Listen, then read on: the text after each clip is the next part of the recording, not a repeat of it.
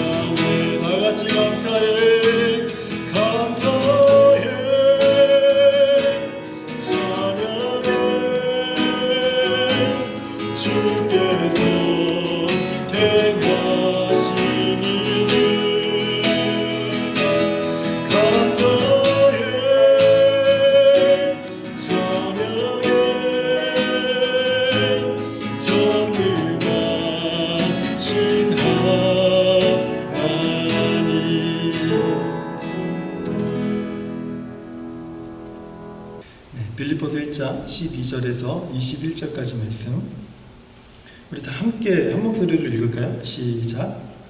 형제들아, 내가 당한 일이 도리어 복음 전파에 진전이 된 줄을 너희가 알기를 원하노라. 이러므로 나의 매임이 그리스도 안에서 모든 시위대왕과 그 밖의 모든 사람에게 나타났으니 형제 중 다수가 나의 매임으로 말미암아 주 안에서 신뢰함으로 겁없이 하나님의 말씀을 더욱 담대히 전하게 되었느니라. 어떤 이들은 투기와 분쟁으로, 어떤 이들은 착한 뜻으로 그리스도를 전파하나니 이들은 내가 복음을 변증하기 위하여 세우심을 받은 줄 알고 사랑으로 하나 그들은 나의 매임에 괴로움을 더하게 할 줄로 생각하여 순수하지 못하게 다툼으로 그리스도를 전파하느니라. 그러면 무엇이냐? 거칠애로 하나 참으로 하나 무슨 방도로 하든지 전파되는 것은 그리스도니 이로써 나는 기뻐하고 또한 기뻐하리라. 이것이 너희의 간구와 예수 그리스도의 성령의 도우심으로 나를 구원에 이르게 할 줄 아는 고로 나의 간절한 기대와 소망을 따라 아무 일에든지 부끄러워하지 아니하고 지금도 전과 같이 온전히 담대하여 살든지 죽든지 내 몸에서 그리스도가 존귀하게 되게 하려 하나니 이는 내게 사는 것이 그리스도니 죽는 것도 유익함이라. 아멘. 그리스도 안에서 성도를 향한 우리 주님의 첫 번째 권면은 내가 너희를 생각할 때마다 기도하노라 라는 이 권면이었습니다. 그래서 우리의 지난주에 우리의 신앙생활에 여러모로 기쁨과 감사와 또 여러 가지 은혜로운 그런 모습으로 도움과 또 함께했던 사람들을 떠올릴 때마다 우리가 이 권면을 따라서 기도하자라는 그런 이제 말씀을 우리 함께 나누고요. 오늘은 이제 빌립보서 1장 12절에서 21절까지의 말씀을 통해서 이제 주께서 어떤 권면의 말씀을 우리에게 주시는지 우리가 함께 좀 살펴보려고 합니다. 비록 사슬에 매여 있는 상태였지만 바울은 빌립보 교회 성도들에게 이 서신을 쓰면서 한 가지 고백을 합니다. 오늘 본문에 있는 고백인데요. 나는 기뻐하고 또한 기뻐하리라. 나는 기뻐하고 또한 기뻐하리라. 참 이상하죠? 지금 자기 신세를 가만히 보면 한탄하며 원망하고 불평해도 모자랄 판에 바울이 고백하기를 나는 기뻐하고 또한 기뻐하리라. 이렇게 지금 고백을 한다는 거예요. 바울이 지금 어떤 상황이 있습니까? 죄수가 되어서 로마의 감옥에 지금 갇혀있는 상황이죠. 여러분, 감옥에 갇혀있는 것이 작은 일입니까? 감옥에 갇혀있는 게 작은 일이에요? 그게 기뻐할 수 있는 일입니까? 그렇지 않잖아요. 그리고 누가 자기 인생의 마지막 기간에 사슬에 매여 있는, 그리고 그렇게 갇혀 있는 것을 누가 기뻐할 수 있겠습니까? 그런데 바울이 지금 빌립보 교회 성도들에게 고백하기를 나는 이런 상황 속에서 기뻐하고 또한 기뻐하리라. 이렇게 지금 고백을 하고 있는 거예요. 그러니까 우리는 이 바울의 고백을 듣는 지금 우리는요, 우선 자기 신세가 참 초라하기 짝이 없음에도 불구하고 이렇게 기뻐했던 이유가 무엇인지, 바울이 이렇게 기뻐했던 이유가 무엇인지를 먼저 살펴보는 것이 중요하다고 생각이 들어요. 일단 바울은 자신이 기뻐하는 이유를 1장 14절에서 분명하게 밝히고 있습니다. 1장 14절을 보면요, 형제 중 다수가 나의 매임으로 말미암아 주 안에서 신뢰함으로 겁없이 하나님의 말씀을 더욱 담대히 전하게 되었느니라. 하나님의 말씀을 더욱 담대히 전하게 되었느니라. 이게 지금 바울이 기뻐하는 이유라는 것입니다. 자기가 시위대의 그 안에서 매여 있는 상태로 있는데 그 상황 때문에 다른 사람들이 그것을 보고 하나님의 말씀이 시위대 안팎으로 더 왕성하게 전파되고 있다. 그것 때문에. 그래서 바울이 기뻐한다는 거예요. 충분히 이해되시죠? 끄떡거리시면 안 돼요. 이게 이해되면 안 되는 말씀이에요. 이해가 되면 안 되는 말씀이에요. 근데 이거 우리가 너무 자연스럽게 이해가 되도록 그동안 세뇌를 받아와서 그래요. 여러분, 복음 전파를 위해서 내가 매이며 기뻐할 일입니까? 솔직하게 얘기해 보세요. 솔직하게 얘기해 보세요. 근데 이게 지금 상황이 그런 상황이 아니에요. 자기의 매임이 예수 그리스도가 더욱 전파되는 기회가 되었기 때문에 바울은 기뻐하고 또한 기뻐하리라. 이렇게 지금 고백하고 있다는 겁니다. 근데 이것이요, 기뻐할 수 있는 이유가 되냐는 거예요. 복음이 흥왕하기 위해서 지금 내가 망하는 것이 여러분에게 기쁨이 될 수 있습니까? 바로 이러시네요. 질문을 바꿔보면 바로 나오는 거예요. 여러분, 예수 그리스도의 복음이 왕성하게 전파되는 것 때문에 내가 망한다. 그렇다면 여러분 기뻐하실 수 있으세요? 지금 바울은 그것 때문에 기뻐한다고 하는 거죠.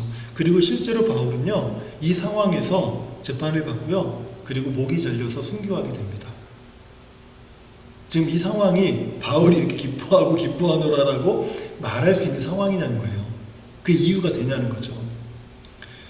바울이 그럼에도 불구하고 이것이 자신에게 기쁨이 됩니다라고 고백하게 되는 이유는 사도행전 20장, 21장, 22장, 23장 그 이후로부터 그 이유가 아주 빼곡하게 기록되어 있습니다.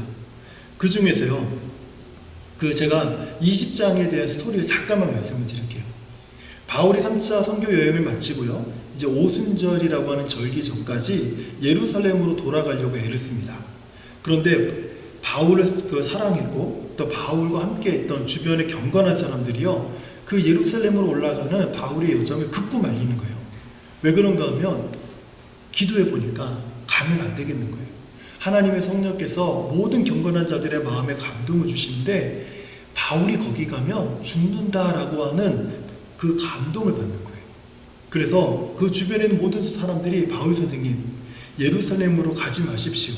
가면 죽을 수 있습니다. 성령께서 우리에게 그렇게 감동하고 계십니다. 그러니까 진지하게 예루살렘으로 가는 일정을 고려해 주십시오 라고 가는 곳곳마다 도시마다 만나는 사람들이 계속 바울의 이 예루살렘 일정을 만류하는 거예요.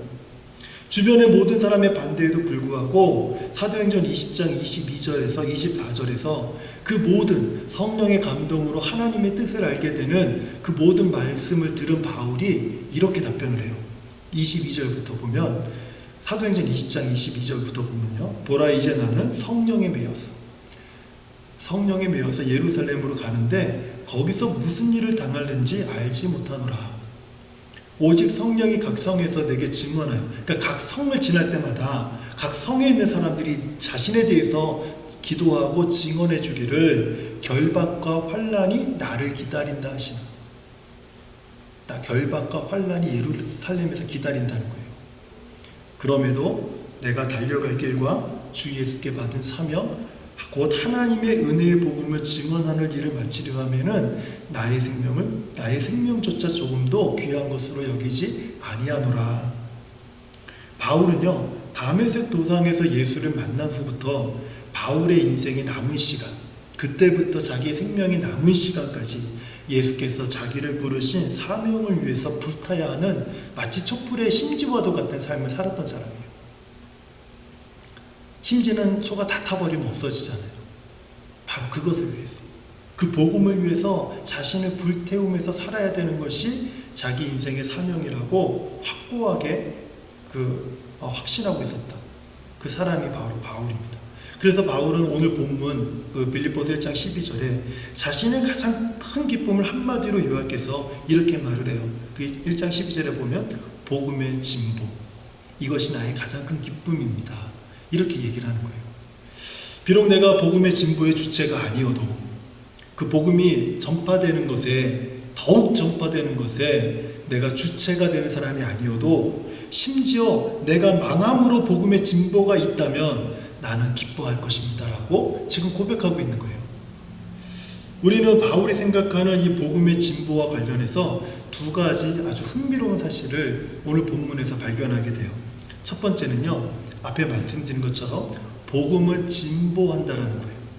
복음은 계속해서 나아간다 라고 지금 성경이 이야기합니다. 본문의 1장 12절 말씀을 보면, 형제들아 내가 당한 일 도리어 복음 전파의 진전이 된 줄을 너희가 알기를 원하노라. 내가 지금 이렇게 매여있고 로마의 감옥에 갇혀있고 사슬에 매여있는 이 모든 당한 일이 오히려 복음의 진전이 된 것, 복음의 진보가 된 것을 너희가 알기를 원한다. 지금 이렇게 말을 하고 있는 거예요. 이 말씀은 바울의 옥중 상황, 지금 바울이 옥에 갇혀있는 상황 때문에 복음이 전파되어집니다. 복음이 더욱 진보되고 있습니다. 이렇게 말하는 게 아니에요. 이렇게 이해를 하면 안 돼요.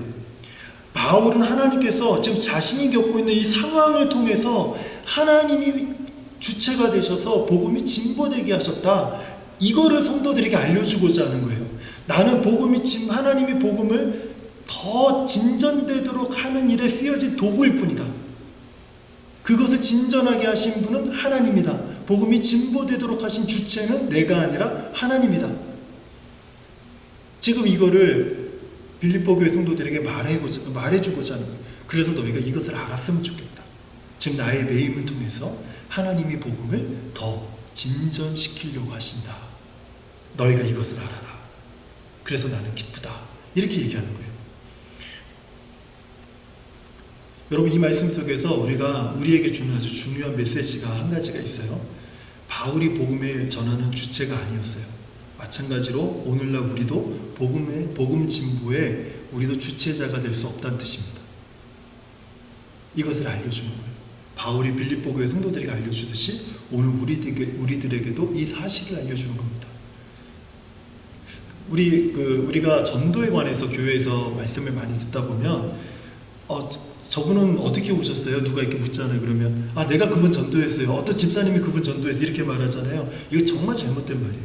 그 말은 전도의 주체가 누구예요? 나예요. 내가 아니면 그 사람 못 왔어요. 이게 되는 거예요. 우리는 전도를 그렇게 배웠습니다. 그런데 바울이 지금 얘기하는 게 뭐예요? 그분이요, 하나님께서 부족한 저를 통해서 이곳에 오도록 하셨어요. 이게 전도하는 자의 가장 중요한 자세입니다. 근데 교회 안에서 저 이렇게 말하시는 분 거의 못 봤어요. 그래서 우리는 바울처럼 고백하는 그 훈련을 우리는 해야 돼요. 이제는 언어를 바꿔야 돼요.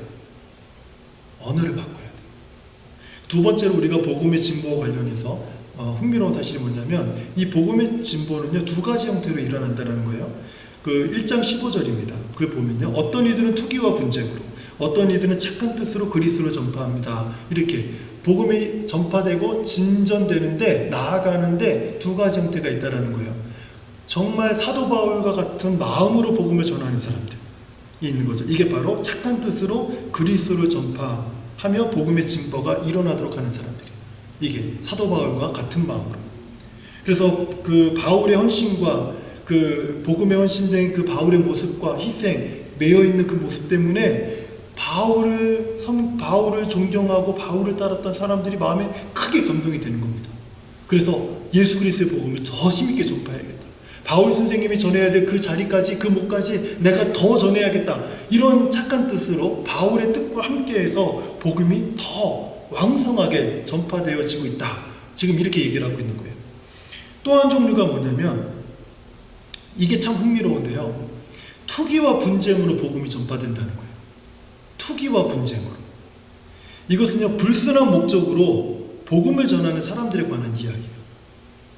바울의 심정과 바울의 마음으로 복음이 전파되는 것이 아니라 아주 불순한 마음으로 복음을 전파하는 사람들에 관한 이야기입니다. 바울은 로마에 지금 수감되어 있습니다. 그리고 재판을 기다리고 있어요. 당시 로마 제국에서 가장 큰 죄 중에 하나가 무엇이냐면, 소유와 불법 집회를 상당히 중대한 범죄로 보고 그 사람들을 죄인으로 가두었습니다. 그래서 바울을 시기했던 사람들이요, 어떻게 하냐면 바울을 미워했던 사람들이 바울이 전했던 예수 그리스도의 복음을 전하는 거예요. 왜 전하는지 아세요? 그렇게 되면 소유와 막 분란이 일어나잖아요. 그런 일로 인해서 바울이 재판을 받을 때 아주 불리한 불리한 재판을 받도록, 그래서 복음을 전하는 거예요. 그래서 바울을 죽이려고 그래서 복음을 전한다. 사람들에게 바울이 전한 복음. 그래서 막 투기와 분쟁으로, 이 표현이 바로 그 표현입니다. 그러니까 이런 이유로 복음을 전파하는 사람들이 있었다라는 거예요. 바울은요, 이것을 누구보다 잘 알고 있었어요. 재판을 앞두고 있는 사람이 이걸 모르겠습니까? 그럼에도 불구하고 18절에서 바울이 이렇게 말을 해요. 18절에서 이 모든 사실을 다 알면서도, 그러면 무엇이냐, 거칠애로 하나, 참으로 하나, 무슨 방도로 하든지 전파되는 것은 그리스도니. 바울은 복음이 전파되는 방법이 중요한 것이 아니라고 지금 얘기하고 있는 겁니다. 그 방법에 따라 드러난 결과를 더 중요하게 여기는 거예요. 이것 때문에 바울이 망하게 되는 거예요. 이것 때문에 바울이 사형에 처하게 되는 거예요. 그래도 그것 때문에 내가 죽어도 오히려 복음은 더 전파되니 라고 지금 바울이 얘기하는 것이죠.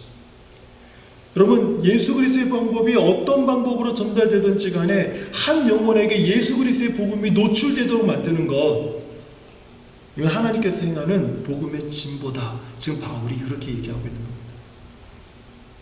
우리가 지금 그리스도의 가정생활을 이번에 마치 브레이크에 이어서 제가 이번 주는 못 모였지만 그 지난주에 우리가 실천과제로 해서 남편들을 위해서 우리가 기도하고 그 기도문을 텍스트로 보낸다고 했어요. 보내자고 했어요. 그래서 다들 보니까 너무 열심히들 잘 엄지척척척척 하면서 다들 숙제들을 잘하고 계시는데, 제가 이 말씀을 준비하면서 그 생각이 들었어요. 우리 중에는 남편이 교회를 안 다니신 분이 있어요. 함께 신앙생활하면 얼마나 좋겠습니까? 그런데 남편이 신앙생활을 하지 않아요. 그분들에게, 내 남편에게 어떻게 하면 그 영혼이 복음에 노출되도록 할 수 있겠어요? 이 방법도 내 남편이 복음에 노출되도록 하는 좋은 방법이 되는 거예요. 이 방법도. 그 생각이 문득 들더라고요. 어쨌든 우리가 이제 여기에서 우리가 생각해 봐야 될 것이 있어요.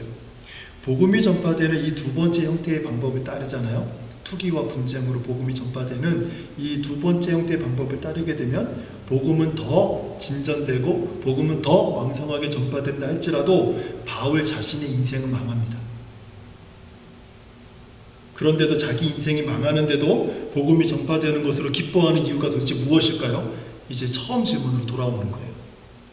그런데도 왜 바울은 기뻐할까요? 그 이유를 20절에서 이야기하고 있어요.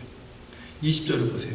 나의 간절한 기대와 소망을 따라 아무 일에든지 부끄러워하지 아니하고 지금도 전과 같이 온전히 담대하여 살든지 죽든지 내 몸에서 그리스도가 존귀하게 되게 하려 하나니. 뭐라고요? 내 몸에서 그리스도가 존귀하게 되기를 바랍니다. 내가 살든지 죽든지 저는 그리스도의 것입니다. 우리는 이것만 알고 있잖아요. 너무 잘 알고 있죠, 이 말씀은. 그런데 그 앞에 이런 말을 하는 거예요. 내가 살든지 죽든지 내 몸에서 그리스도가 존귀하게 되길 바랍니다. 여기서 존귀하게 된다라는 말의 뜻은요, 크게 된다, 위대하게 된다는 뜻이에요.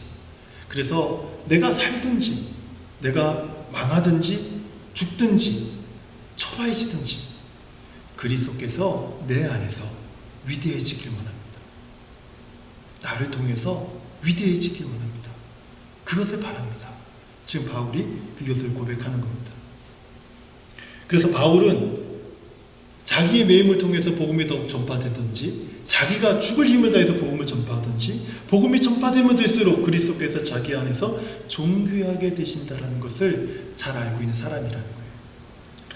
하지만 복음 전파 때문에 자기 인생이 꼬이는 것 같고 초라하기 짝이 없이 되어도 심지어 복음 때문에 자기가 죽고 망하게 되어도 하나님께서 복음의 진보를 위해 나를 사용하신다면 나를 사용하심으로 내 삶에서 예수께서 존귀하게 되는 것을 나는 기뻐하고 또한 기뻐합니다. 지금 이렇게 사도 바울이 빌립보 교회 성도들에게 자신의 매인 상태, 쇠사슬에 매여 감옥에 있는 상태에서 그 복음의 진보를 놓고 빌립보 교회 성도들에게 권면하는 겁니다. 나는 이래서 기뻐하고 기뻐합니다. 저는 개인적으로 이 바울의 이 고백은요, 오늘날 교회와 우리의 신앙을 뒤돌아보게 하는 정말 중요한 고백이다. 그리고 중요한 메시지다. 저는 이렇게 생각합니다. 제가 바울이 전한 예수 그리스도의 복음을 믿고요, 지금까지 신앙생활하면서 또 심지어 지금 목회자로서 교회를 섬기면서 우리 신앙에 대해서 제가 크게 우리가 따르고 있는 신앙의 도리에 대해서 크게 회의를 느끼는 것이 한 가지가 있어요. 제 자신에게도 그랬고요, 많은 사람들의 신앙생활을 하는 모습을 보면서도 참 회의를 느끼게 하는 한 가지가 있는데, 저를 가르쳤던 많은 목회자와 또 신학교 교수들과 그리고 대단한 간증을 했던 평신도들과 교회 성도들의 그 기도 내용과 신앙 고백 속에는요, 분명히 바울이 전했던 이 예수 그리스도의 복음이 분명히 그 고백 안에, 그들의 그 전파하는 복음 안에 다 들어있습니다. 빠짐없이 다 들어있어요. 귀한 것이죠. 하지만 예수 그리스도의 복음을 전하는 그 주체가 누군가를 가만히 들여다보니까 다 자기였어요. 다 나였어요. 내가 복음을 전하고 있었어요. 그 복음 진보의 주체자는 누구였다고요? 나였지 하나님이 아니었다라는 거예요. 제가 그걸 어떻게 알게 됐냐면, 다들 얘기할 때 내가 전도했고 내가 교회로 이끌었고 모집사님 전도할 때 내가 도왔고 내가 설교했을 때 변화됐고 내가 기도하니까 병 고침 받았고 목사님과 함께 내가 신방하니까 모든 일에 다 내가 중심이 되는 거예요. 우리의 말들을 들어보면 다 내가 있어요. 다 내가. 아무리 앞에 여러 가지 수식어를 다 갖다 붙여서 겸손하게 표현한다 할지라도 마지막에는 내가 들어있어요. 심지어는요, 내가 주체가 되지 않아도 나는 그 일에서 제외되면 안 돼요. 그럼 시험 들어요. 내가 그 일에서 어떤 일이든지 간에 그 일에서 내가 제외되거나 내가 소외되면 마음에 시험이 들어요. 그래서 우리가 말하는 복음, 우리가 말하는 믿음, 우리가 말하는 신앙 안에는 내가 가장 중요합니다. 내가 가장 중요해요. 즉 내가 복음을 전함으로 나의 존귀함이 드러나면 제일 좋겠지만, 드러나지 않아도 나의 존귀함이 손상 입으면 안 돼요. 상처받으면 안 된다. 내 존귀함이. 이것이 우리들이 갖고 있는 신앙에 굉장히 엄청나게 지대한 영향을 미치고 있다는 사실을 제가 알게 됐어요. 내가 예수 그리스도를 믿고 복음과 함께 잠깐 고난을 받을 수 있지만 반드시 보상이 있어야 돼요. 보상 없으면 강단에서도 그렇고 선교지에서도 그렇고 그렇게 오랫동안 신앙생활했다는 그 장로님들, 권사님들도 그렇고 다 그럼 가짜 믿음이라고 얘기해요. 보상받지 못하는 믿음들. 그래서 우리는 고난을 받은 후에 하나님이 주신 보상을 기대하면서 그 보상이 있을 것을 우린 바라봅니다. 근데 그 보상이 없잖아요? 그럼 사람들이 죄를 회개해요. 죄 때문이야. 이런 말부터 툭툭 나와요. 그렇게 우리는 오랫동안 우리의 신앙이 그렇게 길들여져 왔던 것을 제가 깨닫게 된 거예요. 여러분, 왜 이런 현상이 우리 안에 일어나냐면, 복음 때문에 내가 존귀함을 받아야 돼요. 우리는 그렇게 복음을 배운 거예요. 혹시 제가 드리는 말씀에 아닌데 이렇게 말하실 분 계세요? 아닌데 그러실 분 계세요? 다른 성도님들은 모르겠고 제가 목사님들 기준으로 해볼게요. 교회가 부흥하면 누가 칭찬받아야 됩니까?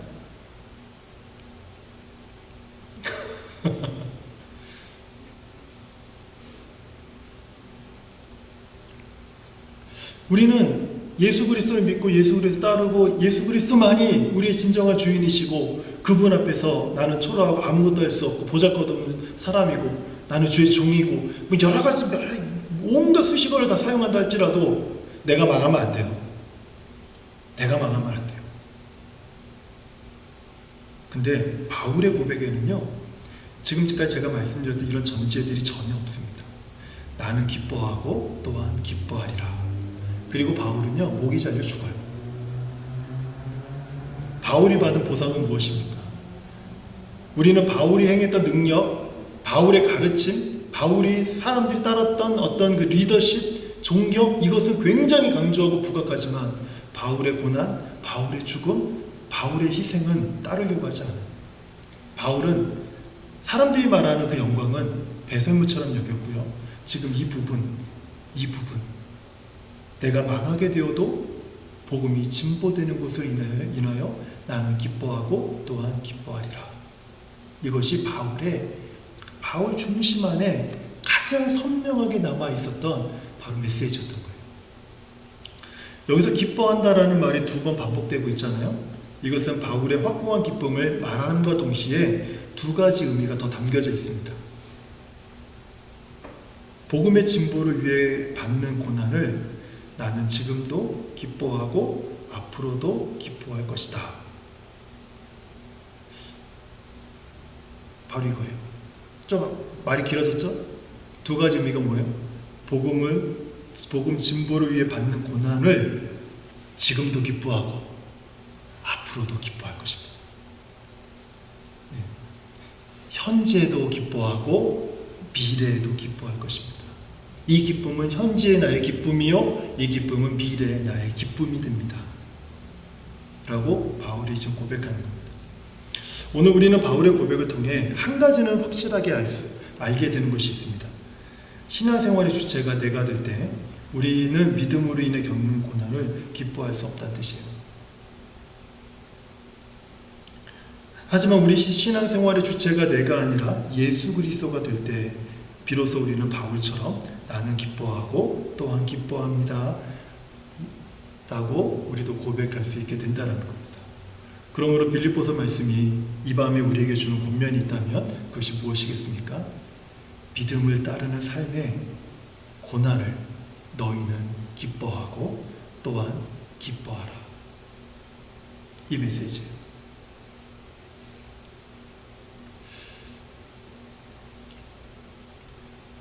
더 막 하고 싶은 말이 많은데요. 이 말씀을 붙들고 함께 기도하는 시간을 갖겠습니다. 그럼 더 길어질 수 있으니까 오늘 말씀을 보면서 우리 함께 기도 제목을 보고 말씀을 붙들고 함께 기도 제목을 보면서 기도했으면 좋겠어요. 첫 번째는 하나님, 나도 나의 삶도 사도 바울처럼 예수의 복음 때문에, 예수의 십자가 때문에 그 매임을 기뻐해 볼 수 있는 기뻐하느냐 아니에요. 한번 기뻐해 볼 수 있는 성도가 되게 해주십시오. 전에는 기뻐해 볼 수조차도 없었어요. 근데 이제는 한번 기뻐해 보겠습니다.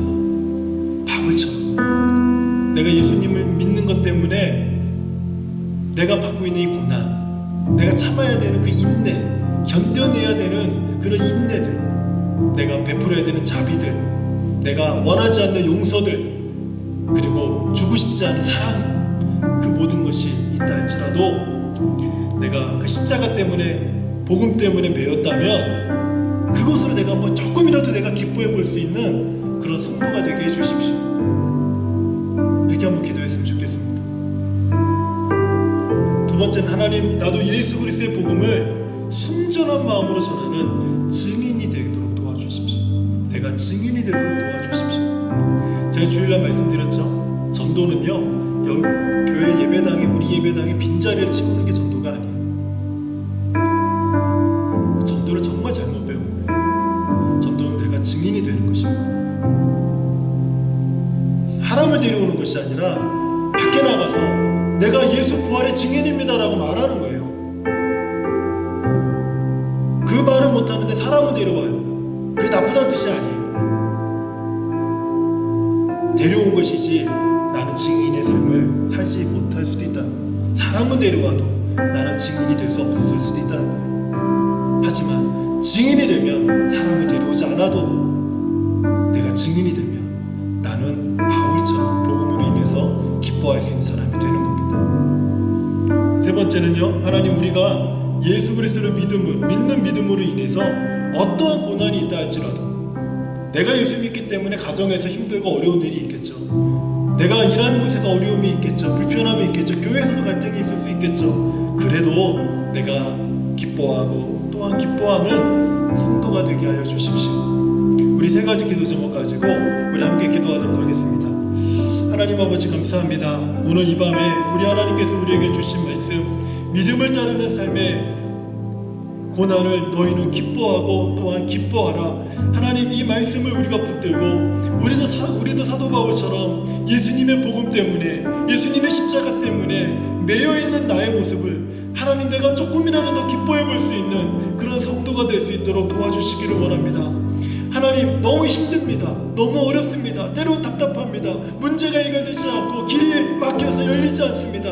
그럼에도 불구하고 하나님, 이것이 나에게 기쁨이 될 수 있는 이유는 내가 예수 그리스도 안에 있기 때문입니다. 내 안에 예수 그리스도의 복음이 있기 때문입니다. 그 복음이 나의 능력이고 그 복음이 나의 생명이고 그 복음이 나를 구원하기 때문입니다.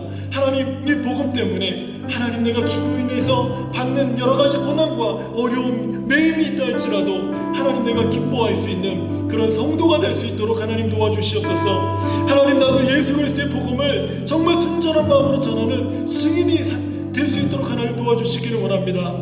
하나님, 사람을 데려오는 거 귀하지만 하나님, 내가 사람을 데려온다 할지라도 내가 증인이 될 수 없다면, 우리 주께서 기뻐 받으실 만한, 우리 주께서 칭찬하실 만한 성도가 되지 못함을 고백합니다. 하나님, 우리가 어디 있든지 예수 그리스도의 십자가의 죽음과 부활의 산 증인으로서 우리의 삶을 살아낼 수 있는 그런 아버지 하나님의 복음에 합당한 삶을 살아갈 수 있도록 우리를 도와주시기를 간절히 기도합니다.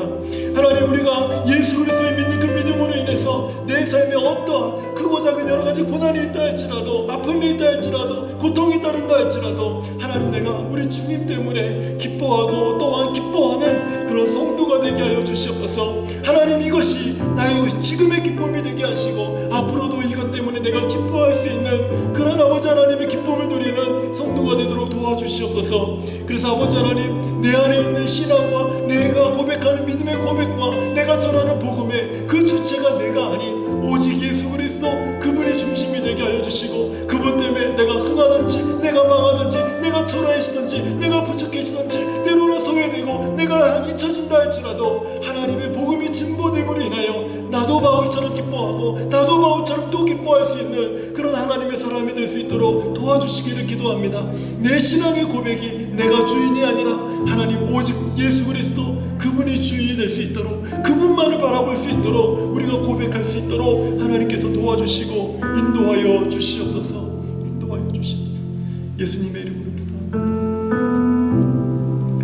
우리 두 번째로 교회를 위한 기도를 드리겠습니다. 우리 기도 제목 보면서 우리 함께 기도했으면 좋겠습니다. 우리 사랑하는 자녀들이 힘든 일을 겪을 때마다 하나님의 말씀으로 평안을 누리고 장래의 소망을 갖는 우리 학생들이 될 수 있도록, 우리 자녀들이 될 수 있도록 축복하여 주십시오. 그리고 우리 목회자들, 직분자들, 모든 성도들이 정말 하나님을 깊이 알아 하나님의 사람으로 성장하고 성숙하여서 믿음의 선한 싸움을 싸우며 승리하는 주의 용사들이 되게 하시고, 만군의 하나님 여호와께서 우리 모든 성도들과 함께 하시고 우리 교회가 점점 강성하여지는 하나님의 교회가 되도록 축복하여 주시옵소서. 우리 함께 기도하겠습니다.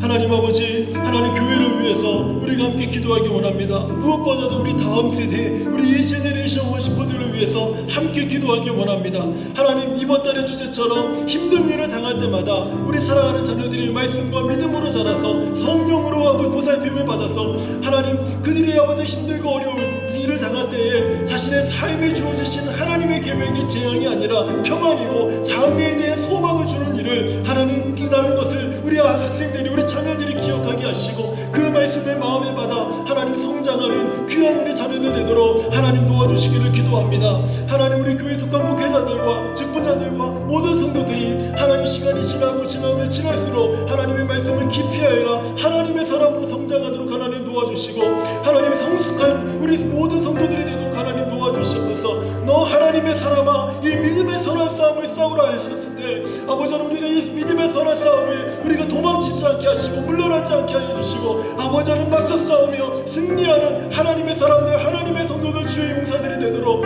하나님의 축복하시고 하나님 인도하시기 원합니다.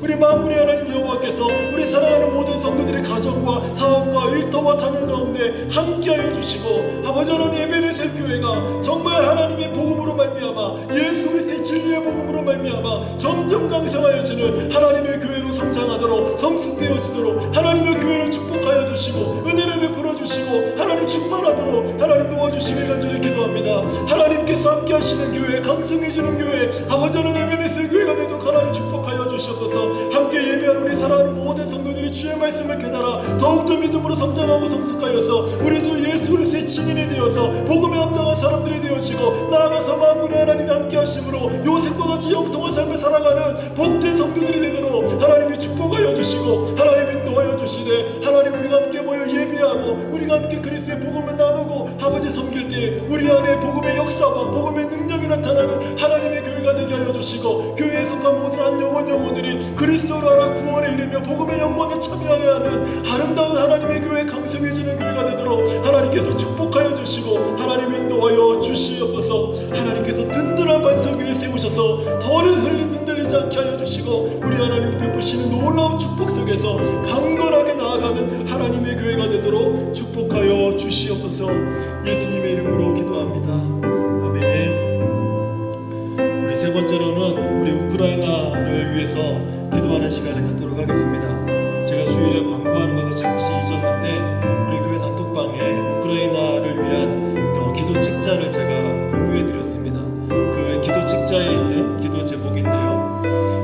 책자를 읽어보시면서 더 개인적으로 깊이 기도하는 우리 성도님들이 되셨으면 좋겠습니다. 먼저 우리 세 가지 기도 제목을 제가 올렸습니다. 우리 기도 제목을 보시면서 하나님, 우크라이나를 하나님께서 지켜주시고 살려주시고 회복시켜주시고 그 전쟁이 멈추게 하여 주시고 무고한 희생들이 일어나지 아니하도록 하나님 도와주십시오. 또 정치가들에게 하나님께서 지혜와 용기를 더하여 주시옵소서. 우리 앞에 있는 기도 제목 세 가지를 보고 우리 함께 기도하겠습니다. 하나님 아버지, 이 시간에 우크라이나 땅에서 일어나고 있는 전쟁을 놓고 우리 하나님 앞에 기도하기를 원합니다. 하나님, 러시아군이 우크라이나 영토를 떠나게 하여 주시고 하나님, 전쟁으로 인해서 더 이상 민간인들의 무고한 희생이 나오지 않도록 우리 하나님께서 지켜주시고 인도하여 주시길 원합니다. 아버지 하나님, 천하보다 귀한 한 영혼들이 아버지 하나님의 사리사욕에 아버지 여러가지 욕심에 아버지 자신의 이익에 아버지 하나님에 빠져있는 아버지 하나님의 정치관들을 인하여서 아버지 하나님 어린 아버지 생명들이 무고한 생명들이 희생되고 있습니다. 하나님께서 보호하여 주시고 하나님의 긍휼과 자비가 임하는 땅이 되도록 하나님께서 불쌍히 여겨 주시옵소서. 아버지 하나님, 이것을 맡고 있는 우크라이나 정치 지도자들을 하나님께서 함께하여 주시고 그들을 지혜롭게 하시고 그들에게 용기를 주시고 어려운 상황을 잘 이겨내고 수습할 수 있도록 하나님 그들과 함께하여 주시옵소서. 하나님이 도우시는 손길이 그들을 덮어주시고 우크라이나 땅을 덮어주시고 아버지, 그 땅에서 아버지 하나님 전쟁을 해결할 수 있는 방안들이 아버지 하나님 일어날 수 있도록 우리 하나님 아버지 도와주시기를 원합니다. 전쟁으로 고통받고 상처받은 우크라이나 국민들의 마음을 우리 주께서 주의 사랑으로 치료하여 주시고 만져주시기 원합니다. 아버지 하나님, 그들이 기도하는 자들이 아버지 하나님 그들의 주를 찾는 자들에게 하나님이 그들의 마음의 상처를 위로하여 주시고 상한 마음을 위로하여 주시고 특별히 아버지 방목소와 교회 지하실의 DP에 있어서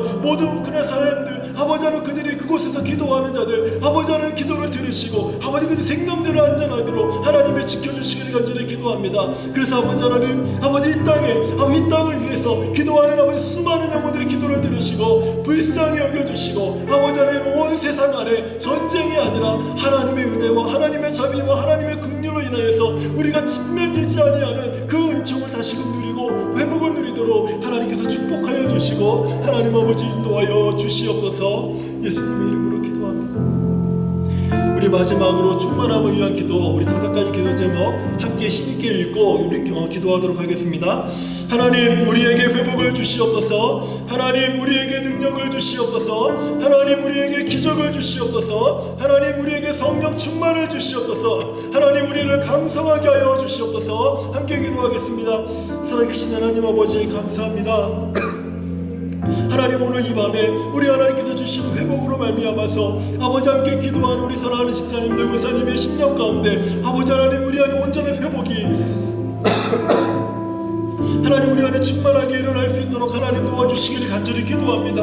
아버지 하나님, 내가 심령 안에 아버지 주를 향한 마음들 아버지 하나님, 주를 향한 아버지 하나님 온전한 사랑과 아버지 주를 향한 희생과 헌신들이 더욱더 회복되게 하여 주시고 우리 하나님의 성령의 능력으로 사로잡혀서 아버지 하나님, 내가 날마다 주 앞에 있게 하시고 내 앞에 아버지 사람이 있지 않게 하여 주시고 내 앞에 오직 주만 계시게 하여 주시고 내가 주 앞에 있습니다. 내가 주 앞에 있습니다. 내가 주 앞에 있습니다. 내가 주 앞에 있습니다. 오직 주만 바라보는 하나님의 그 주만 바라볼 수 있는 하나님의 능력으로 덧입는 자가 되도록 하나님 도와주시옵소서. 그래서 아버지 하나님, 날마다 내 주변에서 일하시는 하나님의 역사와 하나님의 기적을 보는 하나님의 기적을 맛보는 아버지 하나님의 그런 주의 종이 되게 하여 주시고 날마다 하나님의 성령의 충만함에 따라 성령의 인도함을 받게 하시고 성령의 음성을 듣게 하시고 성령의 아버지 하나님의 인도함과 성령의 말씀하심과 성령의 회복과 성령의 역사와 성령의 은사로 아버지 충만하게 옷 입는 자 되도록 하나님 아버지 도와주시옵소서. 하나님 아버지, 연약한 영을 강성하게 하여 주셔서 한 영혼들에 대한 우리 주의 마음으로 영혼들을 바라보게 하시고 기도하게 하시고 보살피게 하시고 나아가게 하시고 말씀을 증거하도록 하나님을 도와주시고 인도하여 주시기를 간절히 기도하오니 우리 하나님의 은혜가 하나님의 심령을 더 주장하도록 하나님께서 인도하여 주시옵소서. 도우신 하나님의 은혜로 강성해지도록 하나님 아버지 인도하여 주시옵소서.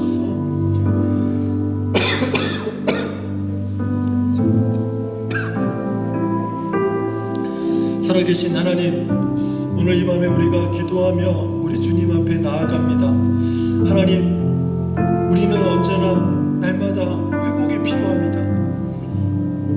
오늘 회복되어도 내일 또 지치고, 오늘 능력을 받아도 내일 또 연약해지고, 오늘 기적을 맛보아도 내일 그 기적이 또 필요하고, 하나님, 날마다 성령의 충만함의 옷을 입고 우리 하나님이 강성하게 하시는 그 은혜가 오늘 우리들에게 필요합니다. 하나님 앞에 간구하고 하나님 앞에 구하는 우리 모두에게 하나님께서 회복과 능력과 기적과 성령의 충만과 강성하게 하시는 주의 옷을 입혀 주시옵소서. 그래서 기쁨으로 오늘 이 밤에 돌아가 더 능력으로 남은 한 주간을 살고 하나님의 영광과 찬송이 되는 저와 우리 모든 성도들이 되도록 축복하여 주시옵소서. 예수님의 이름으로 기도합니다. 아멘.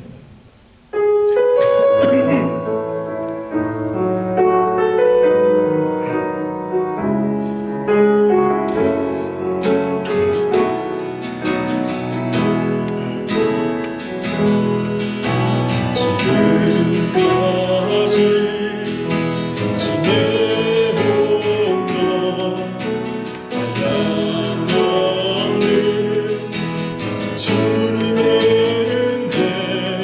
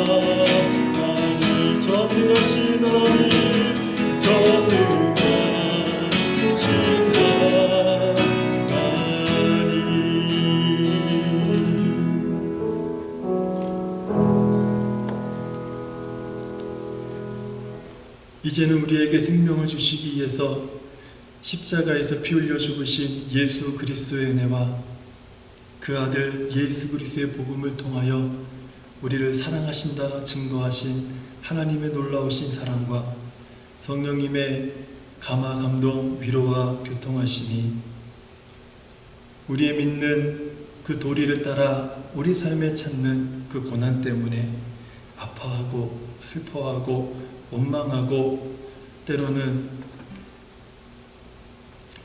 뒤로 물러나 침륜에 빠지는 자처럼 침체 가운데 있는 성도가 아니라 사도 바울처럼 그로 인하여 내가 기뻐하고 또한 기뻐하리라 함께 이 고백을 주 앞에 올려드리겠습니다. 다짐하고 고백하는 우리 사랑하는 모든 성도들 위에와 그 가정 위에 피 흘려 세우신 에베네셀 교회 위에 이제로부터 영원토록 함께 계실지어다. 아멘.